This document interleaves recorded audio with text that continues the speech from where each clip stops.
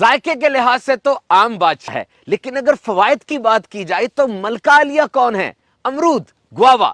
کسی نے کہا کوئین آف فروٹس اور کوئی پکار اٹھا ونڈر فروٹ۔ امرود کی تو مہک سے ہی منہ میں پانی آ جاتا ہے۔ اٹس اے گریٹ ایپیٹائزر، بھوک لگاتا ہے، اور کٹے ہوئے امرودوں پر چاٹ مسالہ اور کھٹا ڈال کر کھانا تو بڑی ہی ٹیسٹی ڈش ہے نا۔ سستا پھل ہے لیکن فوائد میں اس کے جوڑ کا اور کوئی نہیں، اسی لیے امرود کو پور مینز ایپل یعنی غریب لوگوں کا سیب بھی کہا جاتا ہے، اور یہی وجہ ہے کہ غذائی ماہرین کا یہ پسندیدہ پھل ہے۔ ناؤ گوابا ورسز اورنج، امرود بمقابلہ مالٹا۔ ریفرنس ڈیلی انٹیک کی اگر بات کی جائے تو وائٹامن سی یہ بہت امپورٹنٹ چیز ہے جی، اور امرود کے اندر 2 گنا زیادہ وائٹامن سی ہوتی ہے مالٹے سے۔ اس سے کیا ہوتا ہے؟ قوت مدافعت بڑھتی ہے، پاور آف امیونٹی، موسمی نزلہ زکام بخار کھانسی اس کے خلاف بہت مؤثر ہے، موٹاپا نہیں ہونے دیتا۔ United States department of agriculture کے مطابق 100 گرام امرود میں 68 کیلوریز اور 8.92 گرام شوگر ہوتی ہے۔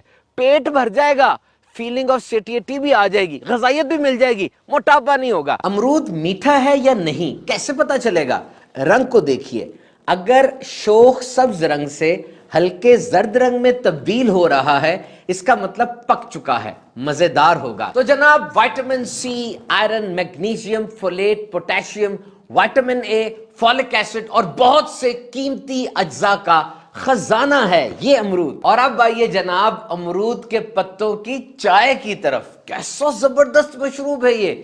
کیا آپ جانتے ہیں جاپان میں امرود کے پتوں کی چائے کو باقاعدہ آفیشل اپروو کیا گیا ڈائبٹیز، شوگر، ذیابیطس کے علاج کے طور پر۔ ہائپر گلائسیمیا، ہائپر ٹرائی گلائسیمیا، ہائپر انسولینیمیا اور ہائپر کولیسٹرولیمیا یہ مختلف ہیلتھ کنڈیشنز ہیں، مطلب شوگر اور ڈائبٹیز میں یہ بہترین ہے۔ اور تحقیقات یہی بتاتی ہیں کہ امرود کے پتوں کی چائے شوگر کو کم کرتی ہے، تو مریض ضرور اپنے معالج کے مشورے سے اس کو استعمال کریں۔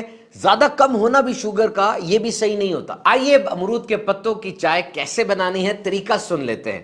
10 تازہ امرود کے پتے لیجئے، انہیں اچھی طرح دھو لیں تاکہ گندگی صاف ہو جائے۔